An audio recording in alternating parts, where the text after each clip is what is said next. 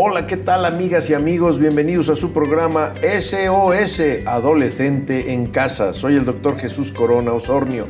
El día de hoy un tema extraordinariamente bueno, la anorexia. Para ello hemos invitado, para que nos aclare todas nuestras dudas, a la endocrinóloga pediatra, la doctora Ana Lilia Rodríguez Ventura, experta, especialista en el tema. Y con ella, pues bienvenida, doctora. Muchas gracias por la invitación. Gracias a usted por estar con nosotros. ¿Qué es la anorexia, doctora? Bueno, la anorexia es un problema psiquiátrico que consiste en tener problemas para el apetito. Tienen muy bajo apetito las personas y por lo tanto tienen una ingesta calórica muy baja que puede traer como consecuencia la desnutrición. Y este es un problema que se da más o menos la incidencia entre qué edades. Bueno, es muy común alrededor de los 15, 18 años, es cuando se ven más estos brotes, ¿no? ¿Hay alguna estadística que nos diga cuál es la causa más frecuente, más común, el por qué el padecimiento de la anorexia como un trastorno de la alimentación? Bueno, en realidad los datos que se tienen a nivel de epidemiología a nivel internacional hablan de un 1 a 3%. Aquí en México las estadísticas pues no son tan confiables, desgraciadamente, pero se está hablando que puede estar presente de 0.5 a 1%. De repente como que bajó no sé si decir el número de pacientes de anorexia, o pensar que a lo mejor los medios le han prestado menos atención y quizás ya no es tan visible como hace algunos años.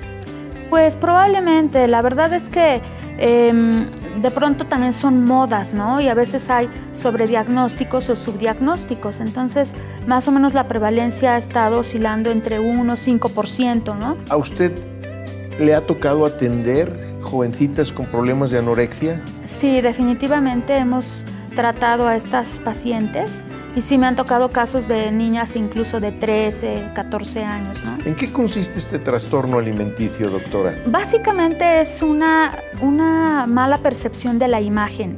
La paciente o el paciente puede ver que está con un peso excesivo cuando en realidad no lo tiene. Entonces esta distorsión de la imagen es lo que lo hace que coma menos por el temor a sentirse o por esta grave ansiedad que le causa el sentirse con exceso de peso, ¿no? Pasa justo lo contrario que con los pacientes que tienen sobrepeso o obesidad, que no se ven tan llenitos, que incluso muchas abuelitas los ven flaquitos cuando ya tienen sobrepeso o peso normal y pues precisamente por eso van hasta la obesidad, ¿no? Aquí pasa totalmente lo contrario, la paciente o el paciente se siente que está demasiado obeso y por eso deja de comer. Se habla mucho de que la anorexia solo le da a las modelos. ¿Es un mito o es una realidad? Bueno, es más frecuente por las exigencias del trabajo, ¿no? La talla cero, ¿no? Exactamente, pero en realidad lo que se sabe es que es más común en las mujeres. Prácticamente son 10 mujeres por un hombre que están afectados. Y en realidad sí se ha visto que, por ejemplo, las bailarinas, las modelos, pues sí tienen más esta tendencia por la preocupación de lucir atractivas por la misma demanda de trabajo, ¿no?, que tienen. En Italia se han generado reglamentos, leyes, para que en los desfiles de modas esté prohibido que salgan modelos talla cero que no estén debidamente verificadas por un médico. ¿En México tenemos alguna práctica así? Pues no, realmente no lo hay, ¿no? De hecho, aquí en México siempre falla mucho la prevención, ¿no? Porque desde la niñez o los primeros años de adolescencia se debería de identificar todos estos niños, sobre todo niñas, que empiezan a preocuparse de forma excesiva, ¿no?, por su figura. O a veces también las mamás son las que empiezan a decir, no comas esto porque vas a engordar, y esta preocupación tan excesiva pues los va haciendo también a tener esta tendencia por preocuparse en exceso de su peso y a dejar de comer, ¿no? De hecho, hay dos tipos de anorexia: la restrictiva, que es cuando dejan de comer por completo o comen lo mínimo necesario, y la purgativa, ¿no?, que a lo mejor sí comen, pero después se causan el vómito o toman diuréticos, enemas para que evacúen, o hacen demasiado ejercicio para que se pierda lo que acaban de ingerir, ¿no? Pero digamos que lo más común es la restrictiva. En caso extremo, la anorexia, ¿cómo podemos observarla? Bueno, definitivamente sí hay muchas complicaciones fisiológicas que nosotros tenemos que ver. De hecho, esto se trata de forma integral, ¿no? Tiene que haber un pediatra endocrinólogo o un endocrinólogo si ya son personas más adultas. Debe de estar el nutriólogo, el psiquiatra, ¿no? Entonces, de forma interdisciplinaria, el psicólogo también, debemos de trabajar para poder tratar este problema, ¿no? ¿Es posible detectar algunos síntomas, alguna sintomatología que nos pueda llevar a concluir que ahí está padeciendo anorexia alguna joven? Sí, hay cuestionarios que pueden identificar de forma temprana trastornos de la conducta alimentaria, ¿no? Pero aparte también luego es muy visible cuando las niñas empiezan a quejarse de que tienen exceso de peso cuando uno las ve totalmente normales o que empiezan a no presentarse a la hora de la comida, ¿no? O en la cena, dejan de cenar porque tienen miedo a empezar a subir de peso, porque realmente se ven ellas que están con un exceso de peso cuando para nada es así. Incluso alguna de las técnicas que usan muchos psiquiatras, muchos psicólogos, es que el mismo chico se acueste sobre un papel grande para que se dibuje su imagen y él mismo constate que realmente está muy lejos de estar en sobrepeso, sino todo lo contrario, ¿no? Por eso es que también es muy importante que cuando un niño vaya a su revisión médica normal, el pediatra o el médico general le explique al niño y a la mamá en dónde se ubica su peso, porque idealmente debe de haber una armonía entre peso y la talla, ¿no? Entonces, si el peso empieza a estar por abajo del 10% del ideal con respecto a esa talla, pues ya empezamos con problemas de peso, ¿no? Incluso cuando tienen menos del 20% de su peso con respecto a su estatura, puede ser ya indicación de hospitalización, porque este bajo peso puede ocasionarles que tengan trastornos hidroelectrolíticos, baja el calcio, el potasio, el sodio, o pueden tener incluso hasta arritmias, ¿no? Y causarles algún síncope, desmayos, ¿no? Entonces, realmente sí es muy importante que nosotros estemos evaluando siempre el peso de los niños, aunque nos lo lleven por otra causa, nosotros explicarles en cuál es su estado nutricio. Qué interesante lo que nos está explicando la doctora Ana Lilia Rodríguez. Vamos a regresar con ella y le vamos a preguntar en SOS Adolescente en Casa, ¿qué es la endocrinología? ¿Por qué nos debe ser útil en nuestra vida cotidiana y no solamente para afectaciones como la anorexia? Esto es SOS Adolescente en Casa. Regresamos.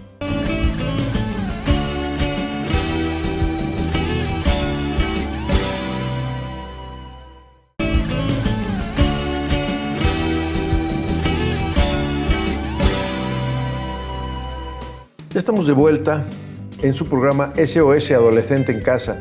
El día de hoy estamos platicando de la anorexia y para ello la experta, la doctora Ana Lilia Rodríguez, nos está hablando. Ella es endocrinóloga y pediatra, es especialista en estos temas. Nos estaba diciendo, doctora, ¿cómo nos puede ayudar la endocrinología para esto? No solo para la anorexia, supongo que para otras cuestiones más cotidianas. Bueno, la endocrinología es la ciencia que estudia las glándulas, ¿no?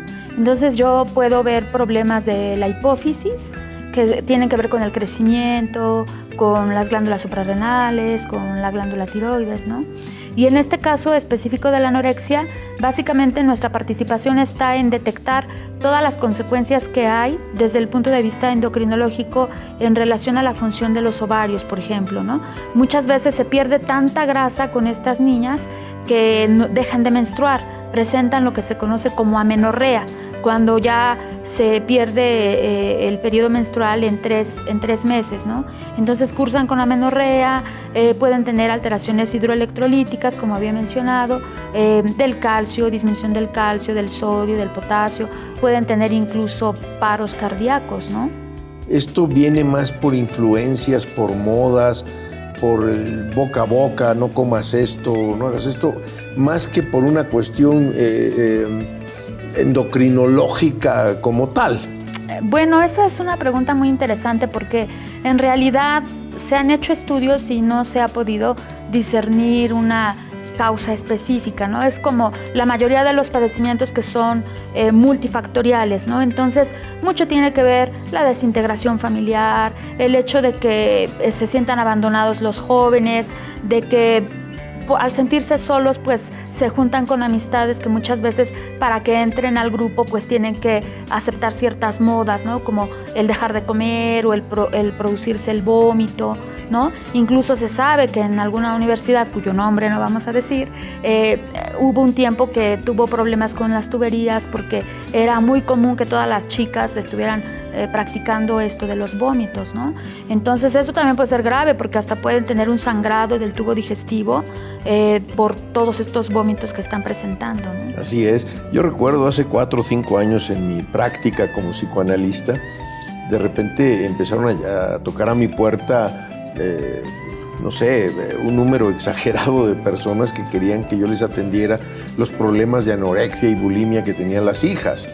No soy experto en ello, soy psicoanalista, entonces había que turnarlos, pero me llamó mucho la atención el número de personas. Hoy ha bajado, en mi práctica al año llego a tener 2 o 3 personas que buscan una cuestión de apoyo en el psicoanálisis para la anorexia o la bulimia. En su práctica como endocrinóloga, como pediatra, ¿cuál es la incidencia que usted encuentra? ¿Ha subido, ha bajado o usted está estable? Bueno, yo realmente pienso que sí es como las estadísticas lo mencionan, de un 1 a 3%, pero la verdad es que también hay que tener mucho cuidado porque hay ocasiones en que el efecto ya de la desnutrición como tal se ve después de muchos años, ¿no?, de haber estado con estas prácticas inadecuadas. Por eso es que es muy importante que los padres estemos al pendiente de los hijos, de que realmente estén comiendo, ¿no?, a sus horas y las cantidades correctas, ¿no? O escuchar los comentarios que dicen, si empiezan a comentar que a la amiguita ya se causó el vómito o que ya dejó de comer o de cenar, pues son como cuestiones de alarma, ¿no?, para que uno esté más al pendiente y con mayor razón los lleve al médico para que él nos diga exactamente cuál es el estado nutricio del hijo, cómo encuentra los signos vitales, o sea, datos que uno como médico inmediatamente podríamos estar también previniendo a la mamá, ¿no? Sí, por ejemplo, a veces no queremos verlo, pero hay una baja en la masa muscular que no podría ser nada normal en un adolescente porque tienden a engrosar la masa muscular y no a bajar. Y ese es el momento en que debemos correr al médico, al especialista. No dejarnos llevar por las consejas de la gente. Mira, haz esto, haz lo otro.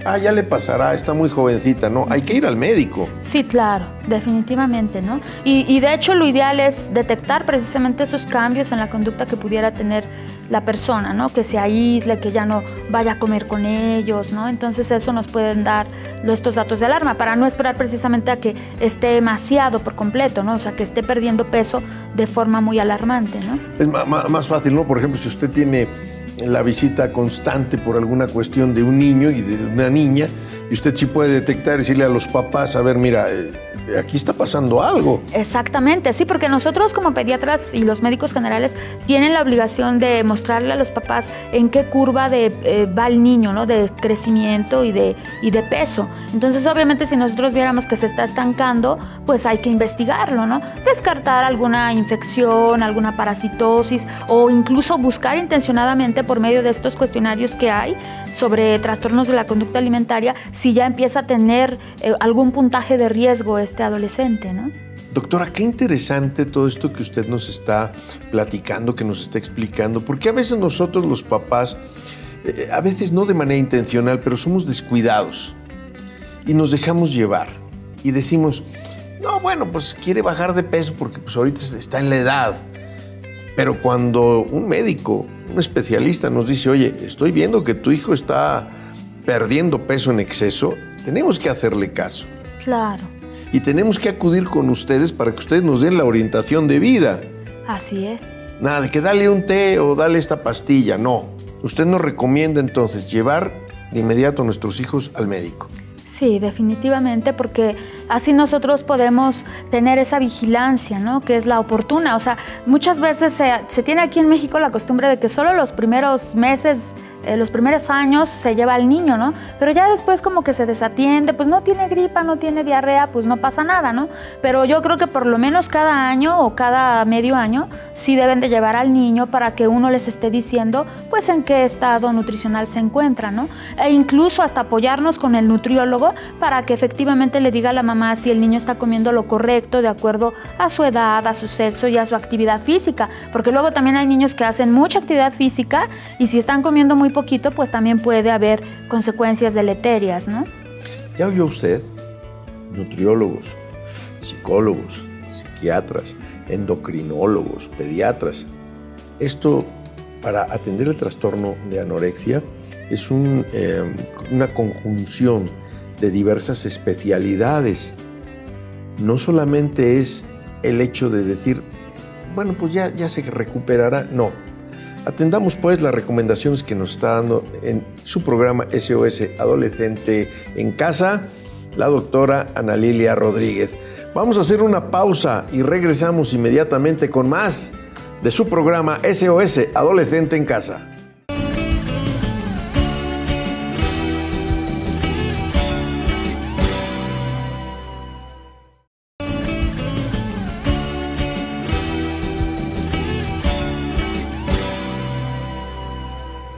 Bueno, ya estamos aquí de regreso en su programa SOS Adolescente en Casa. El día de hoy la anorexia, un tema muy importante. Y yo le quiero preguntar, doctora Ana Lilia Rodríguez, ¿cómo son los síntomas? ¿Cómo empieza esta cuestión de la anorexia?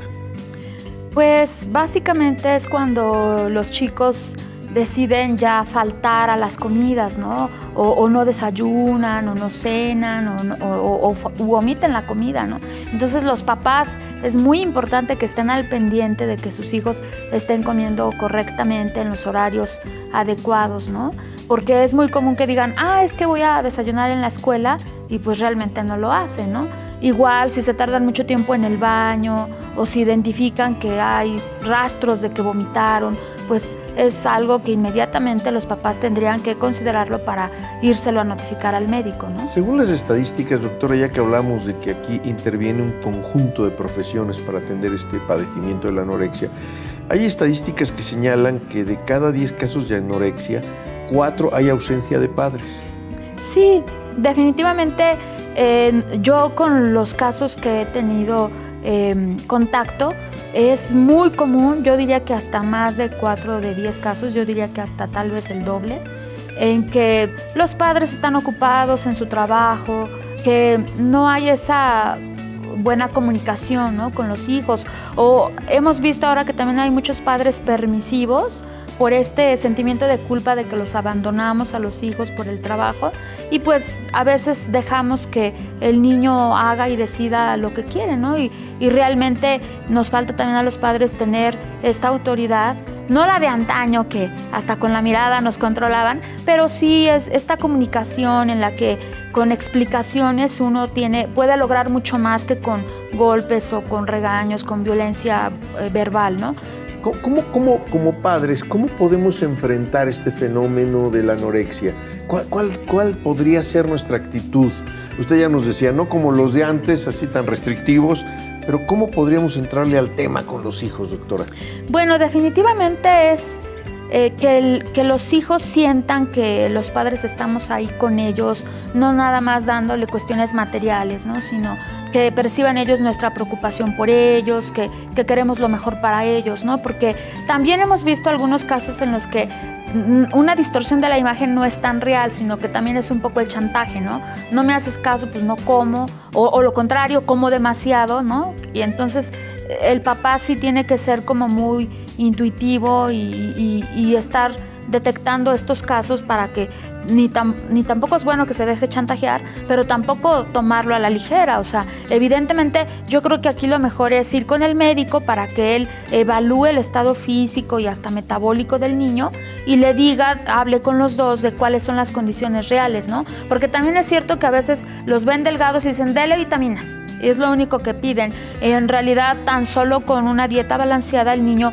y con ejercicio, pues los jóvenes, los adolescentes pueden tener el peso adecuado, porque aquí se trata, con toda esta epidemia que también tenemos de obesidad, no se trata de que estén en sobrepeso, pero tampoco que estén con un peso bajo, ¿no? Esto me lleva a pensar que también los padres a veces participamos de la anorexia cuando le decimos a nuestros hijos, oye, estás muy gordo, estás muy gorda, mira nomás qué cachetes. Sí, claro. Nosotros como padres también podemos provocar y empujar a nuestros hijos adolescentes a que padezcan este tipo de trastornos. Sí, sin duda alguna. Incluso hay muchas mamás que como toda la vida las hijas han escuchado, ay, no quiero engordar, y ay, no quiero engordar.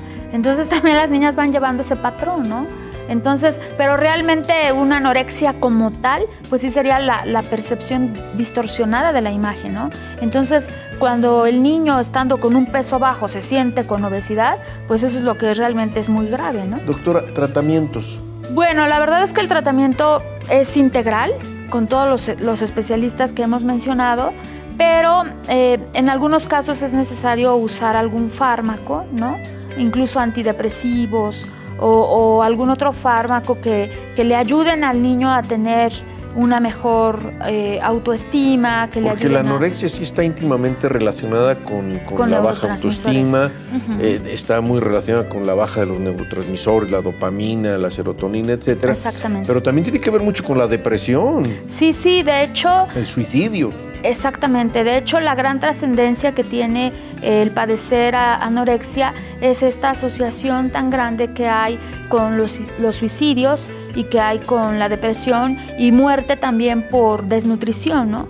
Entonces, sí se ha visto que hay un riesgo 4 veces mayor o más de que mueran de forma temprana por presentar anorexia, ¿no?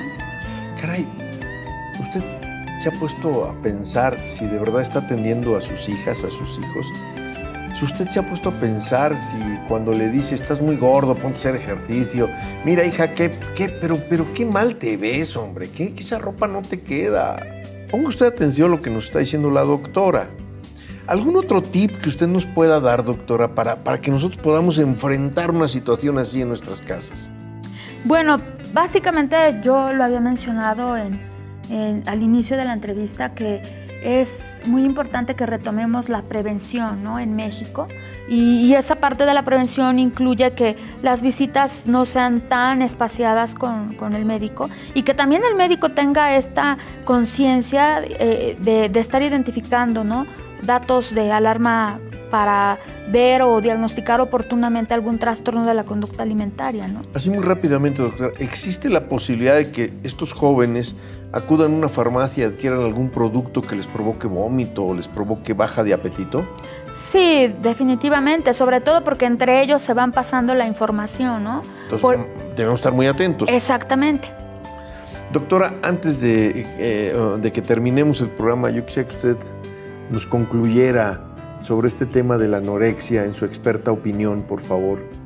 Bueno, la conclusión sería que los padres estén muy en contacto con sus hijos para que tan solo por el hecho de que esté fluyendo una buena comunicación, se puedan detectar a tiempo cualquier dato de alarma, ¿no? Y que nosotros no seamos personas ni tan restrictivas, pero tampoco tan condescendientes, ¿no? Tan permisivos, porque esos extremos no están haciendo nada bien en la educación de nuestros jóvenes, ¿no?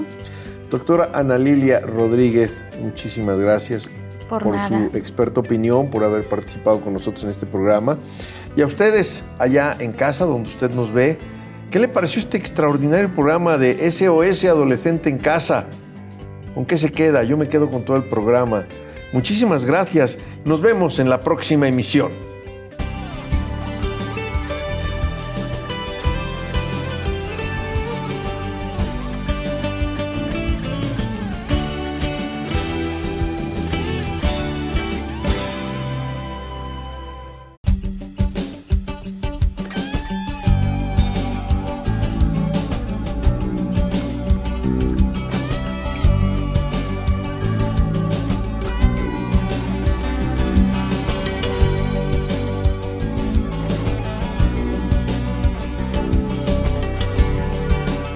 Hola, ¿qué tal amigas y amigos? Bienvenidos a su programa SOS Adolescente en Casa. Soy el doctor Jesús Corona Osornio. El día de hoy un tema extraordinariamente bueno, la anorexia. Para ello hemos invitado, para que nos aclare todas nuestras dudas, a la endocrinóloga pediatra, la doctora Ana Lilia Rodríguez Ventura, experta, especialista en el tema, y con ella, pues bienvenida, doctora. Muchas gracias por la invitación. Gracias a usted por estar con nosotros. ¿Qué es la anorexia, doctora? Bueno, la anorexia es un problema psiquiátrico que consiste en tener problemas para el apetito. Tienen muy bajo apetito las personas y por lo tanto tienen una ingesta calórica muy baja que puede traer como consecuencia la desnutrición. Y este es un problema que se da más o menos la incidencia entre qué edades. Bueno, es muy común alrededor de los 15, 18 años, es cuando se ven más estos brotes, ¿no? ¿Hay alguna estadística que nos diga cuál es la causa más frecuente, más común, el por qué el padecimiento de la anorexia como un trastorno de la alimentación? Bueno, en realidad los datos que se tienen a nivel de epidemiología a nivel internacional hablan de un 1 a 3% de años, ¿no? ¿En qué consiste este trastorno alimenticio, doctora? Básicamente es una mala percepción de la imagen. La paciente el paciente puede ver que está con un peso excesivo cuando en realidad no lo tiene. Entonces esta distorsión de la imagen es lo que lo hace que coma menos por el temor a sentirse o por esta grave ansiedad que le causa el sentirse con exceso de peso, ¿no? Pasa justo lo contrario que con los pacientes que tienen sobrepeso o obesidad, que no se ven tan llenitos, que incluso muchas abuelitas los ven flaquitos cuando ya tienen sobrepeso o peso normal y pues precisamente por eso van hasta la obesidad, ¿no? Aquí pasa totalmente lo contrario, la paciente o el paciente se siente que está demasiado obeso y por eso deja de comer. Se habla mucho de que la anorexia solo le da a las modelos. Aquí en México las estadísticas pues no son tan confiables, desgraciadamente, pero se está hablando que puede estar presente de 0.5 a 1%. De repente como que bajó no sé si decir el número de pacientes de anorexia o pensar que a lo mejor los medios le han prestado menos atención y quizás ya no es tan visible como hace algunos años. Pues probablemente, la verdad es que de pronto también son modas, ¿no? Y a veces hay sobrediagnósticos o subdiagnósticos, entonces más o menos la prevalencia ha estado oscilando entre 1 y 5%, ¿no? ¿A usted le ha tocado atender jovencitas con problemas de anorexia? Sí, definitivamente hemos tratado a estas pacientes y sí me han tocado casos de niñas incluso de 13, 14. ¿Mito o es una realidad? Bueno, es más frecuente por las exigencias del trabajo, ¿no? La talla 0, ¿no? Exactamente, pero en realidad lo que se sabe es que es más común en las mujeres. Prácticamente son 10 mujeres por un hombre que están afectados. Y en realidad sí se ha visto que, por ejemplo, las bailarinas, las modelos, pues sí tienen más esta tendencia por la preocupación de lucir atractivas por la misma demanda de trabajo, ¿no?, que tienen. En Italia se han generado reglamentos, leyes, para que en los desfiles de modas esté prohibido que salgan modelos talla 0 que no estén debidamente verificadas por un médico. ¿En México tenemos alguna práctica así? Pues no, realmente no lo hay, ¿no? De hecho, aquí en México siempre falla